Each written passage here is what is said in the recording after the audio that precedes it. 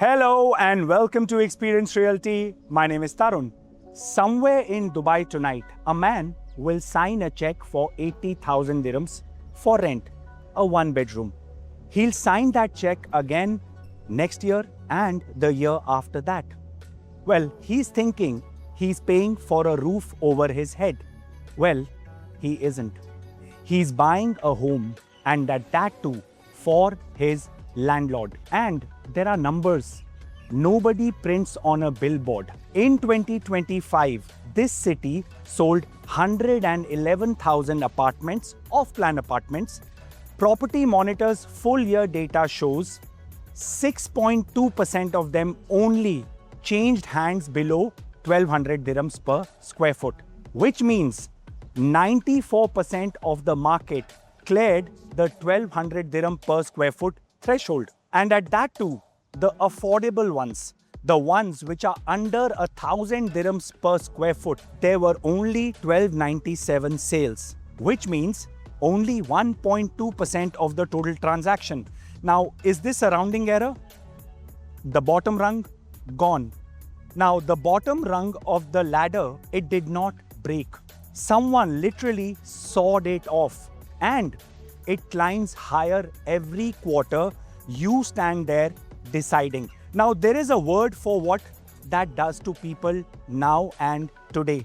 And the word is financial nihilism. Whole generation that ran the maths of owning a home and then walked away from it. So this term is financial nihilism, yeah? And the part which most people miss is the maths, which is not broken everywhere. There is one corridor in this market that still has a door that opens at 1200 to 1800 dirhams per square foot, and 4 addresses, in my humble opinion, represent that gap today. 4 addresses, 4 different scarcities and 1 gap. Emaar South sells the ecosystem the glut cannot copy in the southern hub. Arancia sells the land and design the towers around it cannot touch inside an open-air lifestyle thesis. Raw District, it sells you rails, leverage on the 6th urban center with a live red line. Linar sells the border discount, private sand, freehold, a Dubai-facing tenant base at the gateway to Dubai, where the city's pressure spills across the border. Now at 1590 dirhams per square foot, 1466 dirhams per square foot, 1400 dirhams per square foot and 1083 dirhams per square foot. A ladder of entry points all answering the same problem. The market has moved up. The buyer did not disappear. The door has just shifted. The first 3, they sit inside the government's Dubai blueprint. Linar sits beside the pressure line that blueprint is creating. Now, each comes with a different risk. Emaar South, the risk is timing. Arancia, the risk is execution. Raw District, the risk is absorption. And Linar, the risk is the border. You don't buy all 4. You buy the one that matches your investor profile, yeah? Now you miss this window and the next entry point may not look anything like what it looks today. Let's start with the data, because the data here is brutal. Now, Dubai Land Department in 2025 recorded around 134,623 off-plan deals in 2025, which includes apartments, townhouses, villas, with a combined worth of around 293 billion dirhams. Now strip the villas and townhouses out and 111,000 apartments, they sit at the center of it all. Further, if you sort them by price, the picture is all the more crystal clear. The 3 biggest bands alone swallowed 70% of the entire market between them. So the first band, that is the 1200 to 1500 dirham per square foot, accounted for 22,895 sales. The second band, that is the 1500 to 1800 dirham per square foot, accounted for 23,020 sales. Yeah. The third band, that is the 1800 to 2500 dirham per square foot band, recorded 32,791 sales.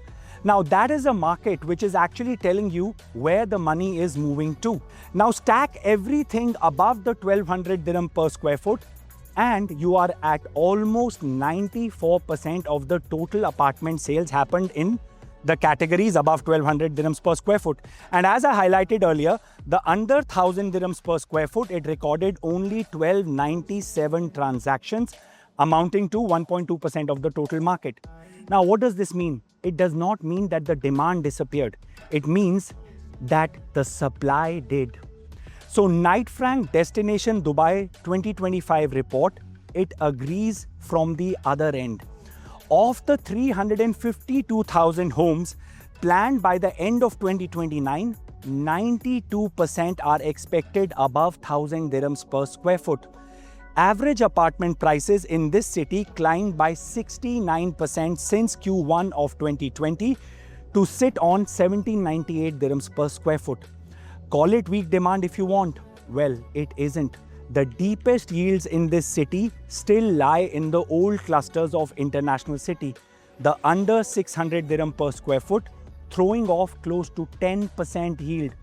Appetite at the bottom, it is ferocious. However, there is nothing left to buy in this segment. The builders, they cannot catch up. Knight Frank's Q3 2025 review shows around 350,000 homes due by 2030.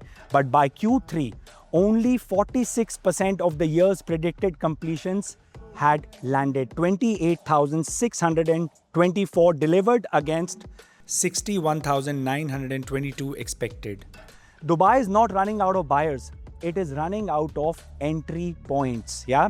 And this is where the case for affordable living gets compelling. Dubai, as we all know, it is not growing by chance. It is growing by design. The cranes, they just follow that script. The world actually laughed at Dubai once upon a time because of their strategy, build it and they will come. But Dubai is that one city in the world which made that statement true. Read the 2040 plan and the strategy of this city is there in front of you, staring at you in your face. The city, it will run on a hierarchy of centers. Urban centers at the top, multi-sector centers, sector centers, and then the district and neighborhood centers, which are the bottom rung of the hierarchy. Now, every tier, it carries a job. The higher the center, the higher the density, the higher the share of jobs to homes, and more amenities and city-centric services will be packed inside a 20-minute walk. We are aiming to be a 20-minute city by 2040. The plan's own verdict on the old city is rather blunt. It is fragmented, disjointed, a mixed-use mess. Its remedy is exact. Walkable centers, active ground floors, green spaces, public transport, housing near jobs, and communities designed around daily life instead of buildings on empty roads. So that is the strategy of the government. Now, that is a government telling you where it will be pouring its capital, where will infrastructure go, and attention for the next 15 years will be on these very areas. So the only rule the smart capital needs in this market is to follow the plan. This is where most people make the mistake. They look at today's price. Smart investors, they look at tomorrow's infrastructure, yeah? Because that is where capital is going to go to. In Dubai, the smartest move has never been to chase the past. It has always been to stand where the plan is pointing, okay? Because Vision 2040 and D33 are our North Stars. Now, remember that man again, the man with the 80,000 check. This is the corridor his money should be funding. This is where the priced out buyers will land when affordable rung is gone, okay? And this is where the city's next decade of infrastructure is pointed. Now, if you lay it over the 2040 hierarchy map, and the corridor will start to make sense. Now, one address in this very options, on these very options that we're discussing, okay, it is being built near the airport, which will accommodate the next phase of Dubai's growth. Another one sits inside a master plan built around open air and low density living. One sits on Sheikh Zayed Road and at downtown Jebel to be exact, connected to a working red metro line station through a dedicated footbridge, not a future promise, a functioning line, okay? And a fourth one asks you a much more sharper question. What if the pressure Dubai creates for itself finds its own door? One border over on private sand at Sharjah entry price, okay? 4 developments, 4 different reasons to own this very gap. Watch how it unfolds.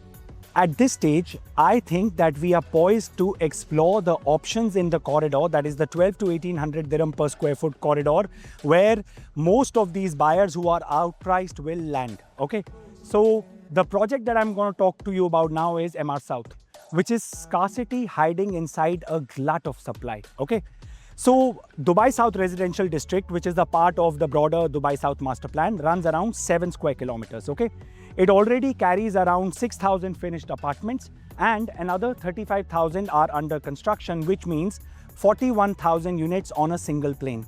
Now compare that to Emaar South in the same Dubai South district. You are talking about the exact same plot size, 7 square kilometers with only 15,000 apartments. Same land, 1/3 of the density in a district drowning with a supply of apartments. That restraint is your asset, okay? Its value, it's not just that it is in Dubai South. Its value is that it is a branded, master planned, low density ecosystem inside the broader Dubai South district, okay? And it is built like a city within a city, not just like a block. 48 hectares of open space. Astounding. 4 kilometers of linear parks, 25 neighborhood parks, 53,000 square meters of retail and F&B branded by Emaar, 2 K+12 schools, an 18-hole championship golf course, a clubhouse, floodlit driving range, and 2 hotels. In Dubai South Residential District, there will be a lot of buildings which will be competing on price, okay? Emaar South competes on the ecosystem. And ecosystem is what will protect value when the supply rises, okay? Now, the engine in Dubai South is Dubai South 145 square kilometer master planned city will be the Al Maktoum Airport, Expo City, Port Jebel Ali, which sits in close proximity, Jafza Free Zone. All of these are inside this demand map, which is expected to generate 35% of Dubai's GDP and create 500,000 jobs. Numbers that reflect the scale of the vision, not a single deadline, okay? This opportunity is not a one-year flip story. No, this is a long infrastructure story. The risk here is timing. Dubai South, it matures in phases, okay? But that is exactly why this entry at this point matters. You do not buy Emaar South because everything already is priced like downtown. You buy it because the city around is still being assembled, okay? The anchor here, as I said, is massive.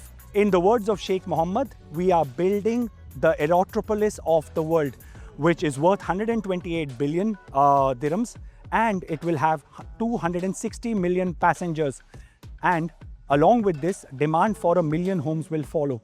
In close proximity, Emirates is breaking ground on a $5.1 billion engineering complex beside it, and housing again will be required to cater for this ecosystem as well. The proof, it is already moving. Emaar South apartments rose more than 19% in a single year. And the tell on value, Ellington's nearby launch, Windsor, okay, puts a 1-bedroom at 1.2 to 1.3 million dirhams, a standalone tower. Emaar South lands close to the same money, near 1590 dirhams per square foot, with golf, with the parks, with the school, the 50,000 square meters of retail branded by Emaar, and the same check, a city inside a tower or an ecosystem which is being built by the biggest brand in real estate. So you decide what works for you, okay? Now the other opportunity that sits within the 12 to 1800 dirham per square foot corridor, which is what we are speaking about, is the plans remedy that is built to spec, okay? Now the 2040 complaint was a city that was disjointed, starved of green space, okay, hostile to a walker.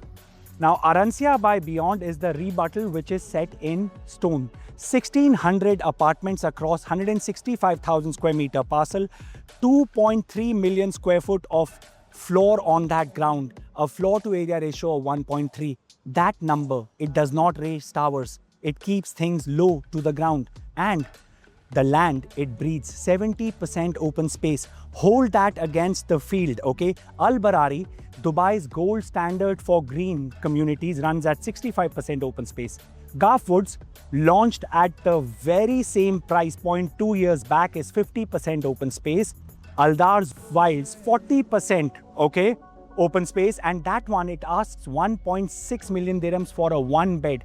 Arancia that way outgreens Al Barari, and it stands 1/3 less than the Wilds in the same Dubailand ecosystem.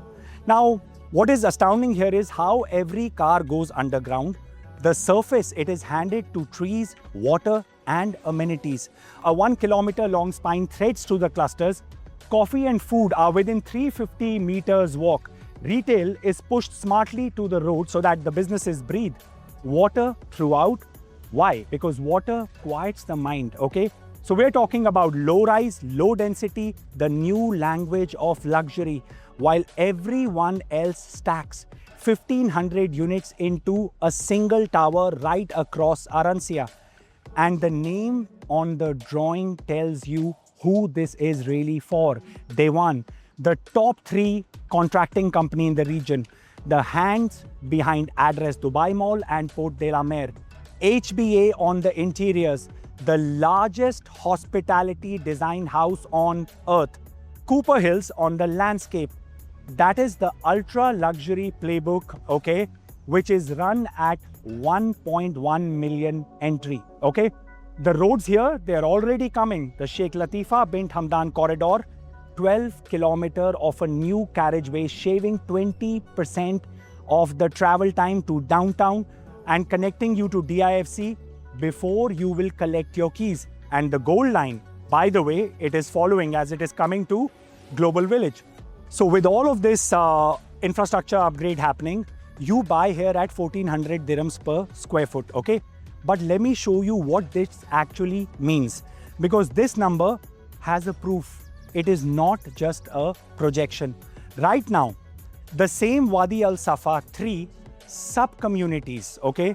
I have a development by Meraki called The Heaven, where a one bedroom, which is around 740 to 762 square foot, is renting at 72,500 up to 83,000 a year. Today, 2026, a standalone tower, no ecosystem, no HBA, no 70% open space, no design story, just a box on a plot, yeah? Apply the market's own logic to Arancia, okay? Take around 80,000 dirhams, the middle of that Meraki range, the conservative number, with zero growth assumed between now and 2029 at a 5% market yield, okay, which is what a stabilized quality Dubai community trades at. 80,000 dirhams of annual rent prices, the asset at 1.6 million dirhams, okay. Now this is your floor, it is not a hope. The yield derived valuation anchored in today's competition setup, okay. Now the cash, entry near 1.1 million dirhams, okay. 40-60 payment plan where you pay 40% during construction, 60% at handover. The cash you actually commit before you get your keys in your hand is 440,000 dirhams. Profit at 1.6 million dirhams is 500,000 dirhams. Return on that 440,000 is 113.6%. And that's using today's rent. No growth, no gold line, no Sheikh Latifah uplift, yeah? No appreciation in Dubailand corridor. 1.6 million dirhams is your floor, and it is built on a standalone tower building which is next door. Yeah. So you decide where you want your money to be going to. You want to invest in a standalone tower, or you want to invest in a sector center where exactly Arancia is located. And the Vision 2040 structural summary, it highlights this. Arancia is a part of a sector center, the third highest center in the hierarchy of centers. So you have beyond there doing a master plan community where you have the chance to enter in the first phase. And I'm sure you all know where this leads us to.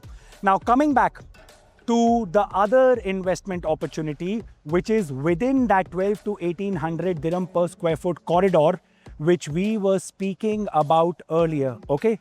Now, this happens to be by a developer whose mantra claims that they are in the pursuit of perfection. Okay. And this is the only opportunity that is actually standing on the rails. By rails, I mean an active metro station. This is downtown Jebel Ali, the 6th urban center, the one the plan holds for the next wave of development. So 4 towers on Sheikh Zayed Road, fully furnished residences with co-working spaces, lifestyle amenities, alongside retail and commercial energy, and direct connectivity to the Dubai Red Metro line through a dedicated footbridge. Yeah. Now, this is not a promised line, as I said earlier, it is a running one. And this really matters because the premium is measured. Yeah. CBRE, it tracked 13 years of Dubai Metro impact, and the lesson was sharper than buying beside a metro station. Yeah. Okay. So proximity only pays when it is paired with amenities, walkability, and a mixed use environment. A bare tower beside a metro station is still a bare tower. Raw district is furnished, mixed use, amenity stacked on the bridge, a different animal totally compared to a standalone tower. Okay. Now the objection writes itself. You will say it's too far, probably it's too raw, it's too early, and honestly, that objection is not wrong. The risk here is absorption. Downtown Jebel Ali needs the wider story to mature. It needs people, offices, and daily demand for the Jebel Ali engine to compound. Okay. And furnished apartments with commercial activity on Sheikh Zayed Road with direct metro access are not only competing for end users, they are competing for tenants. Okay. And that is your story here. Yeah. In the case of Raw District, again, the floor is the proof. Ready furnished 1 beds in downtown Jebel Ali are already clearing the 80,000 dirham rent in today's market. Okay. Which is without the metro bridge, without the mixed use specification, and without the amenity stack that Raw boasts. Okay. That is what the market is already paying for a lesser product in the same very postcode. Okay. Now let's look at the payment plan. Okay. And that will actually become the full story. A 60-40 payment plan, 60% by handover, 40% deferred across 3 years until 2032. The home is furnished, so it earns rent from day one. It provides you with turnkey convenience. Okay. Now for a moment, let's slow the maths down.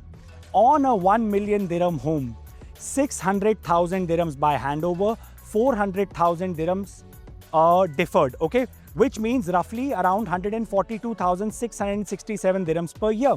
At 885,000 dirhams rental, which offsets around 60% of the annual deferred slides.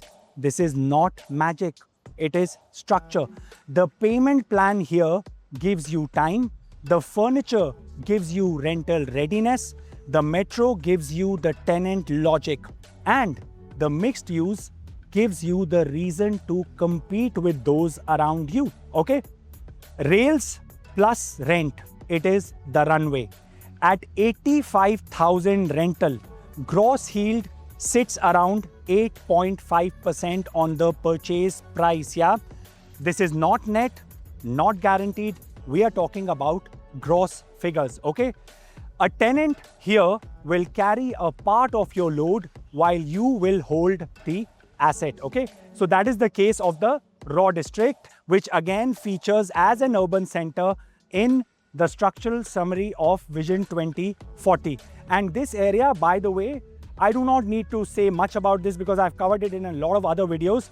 You're talking about economic powerhouses of Dubai.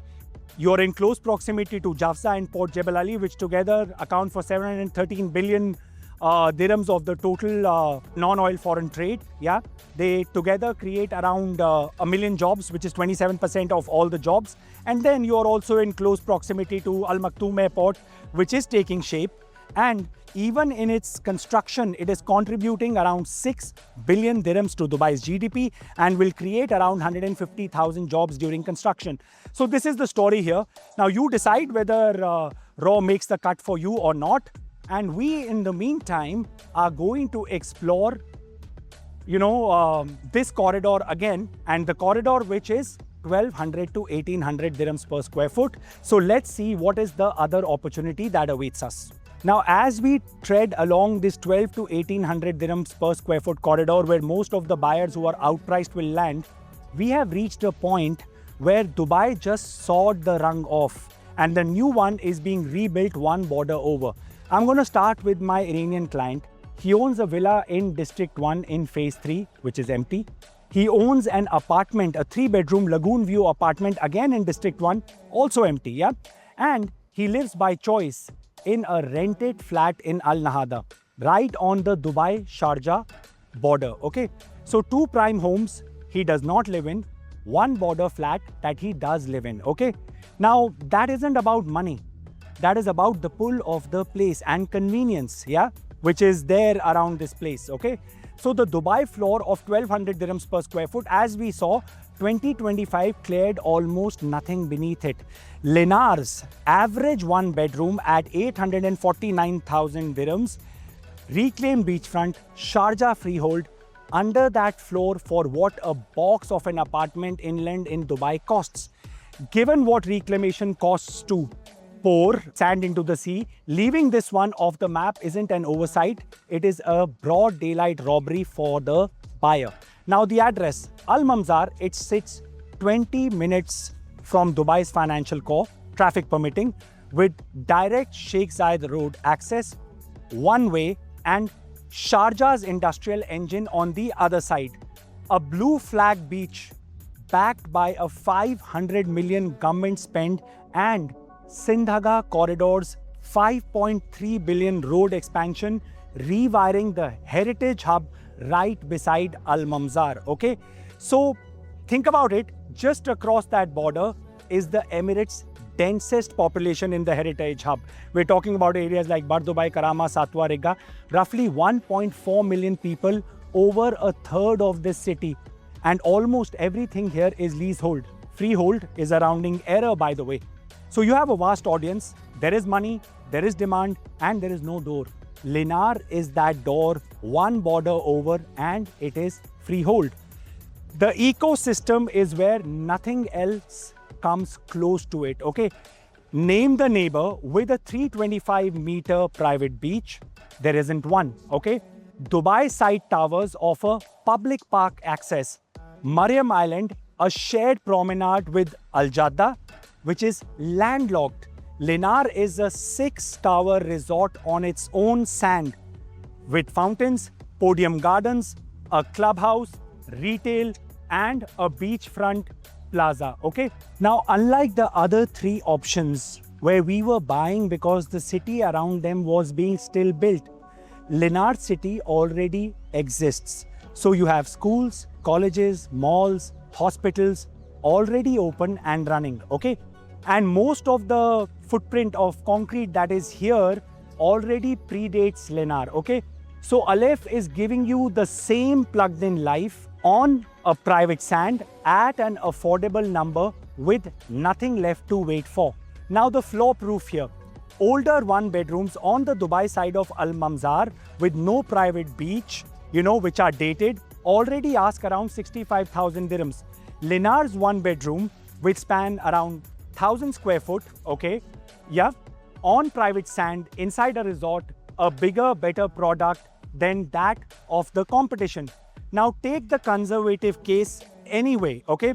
Assume this private sand with resort ecosystem, new build, freehold, unprecedented in this entire area with a commercial tower as well, rents just at 60,000 in 2029.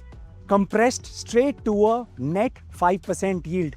Even though the Sharjah waterfront, it runs a higher yield at 60,000 dirhams and 5%, the asset values at 1.2 million against an 849,000 entry. You start with the room here. Now the cash. With an average entry of around 849,000 dirhams on a 30-70 payment plan, 30% across construction and 70% on handover. The capital you commit until you get the keys in your hand is around 254,700 dirhams, which means an upside of 1.2 million dirhams, and 351,000 is your profit, 137.8% cash on cash model. High because only 30% is committed pre-handover, while the asset re-rates from Sharjah entry price to a waterfront valuation. Now, this is not a guaranteed thing. It is modeled with the rent cut down, the yield compressed, and the upside which is still alive. Now let's talk about the risk. It isn't timing or execution in this case. It is the border. A Sharjah freehold deal, not DLD title, okay? And a buyer who has to be comfortable owning across the line. That discomfort is exactly why the price still starts, with an 8. The day that gap between Dubai and Sharjah beachfront narrows, the discount closes, and so will this entry. And guess what? You're buying at 1,083 dirhams per square foot. Now, I gave you my Iranian client's example who has best of both the worlds, but he continues to choose to live over the border. Now, so far, we have seen 4 addresses. Safest brand, longest infrastructure runway is Emaar South. Strongest design to entry price mismatch, you have Arancia. Rental readiness, metro connectivity, and payment leverage, Raw District. Private beachfront, freehold ownership, and the border discount, you have Linar by Alef. The same gap, different plays, same thesis, but different risks. Smart capital does not guess here. You know what it does? It reads the plan, it reads the pressure, and it follows the value. So while that door is still open, okay, what I want you to do is think about the man with the 80,000 dirham check. He signs it tonight. He will sign it again next year. Each time he does, the rung moves a little higher. Each time he waits, the 440,000 dirham he needs feels a little bit more difficult to find. The ladder isn't broken, it is moving. And it is moving away from the man with the 80,000 dirham check. The 4 addresses, they don't ask him to catch a falling market. They ask him to stand in the path of the demand, inside Dubai's plan, or right where the pressure crosses the border. Not a bet on the market. A thesis built on price bands, infrastructure, land use, payment plans, rental logic, and the direction of the city. That is what financial nihilism misses. The door isn't closed. It is not going to stay open forever, although Dubai does not grow by chance. It grows by design. And when the design prices people out, the pressure always finds the next door. Don't bet against the plan. Stand on it. Now, if you need the price lists, the floor plans, the payment plan calculators on all 4 of these projects that we spoke about, please comment the word gap and I will send it across to you. And finally, if this video added to your knowledge and if it motivated you to walk into that door whilst it's still open, then please do like this video, subscribe to our channel, and leave your precious comments, okay? Because it goes a long way to expand our reach And this is Tarun saying sayonara until we meet again.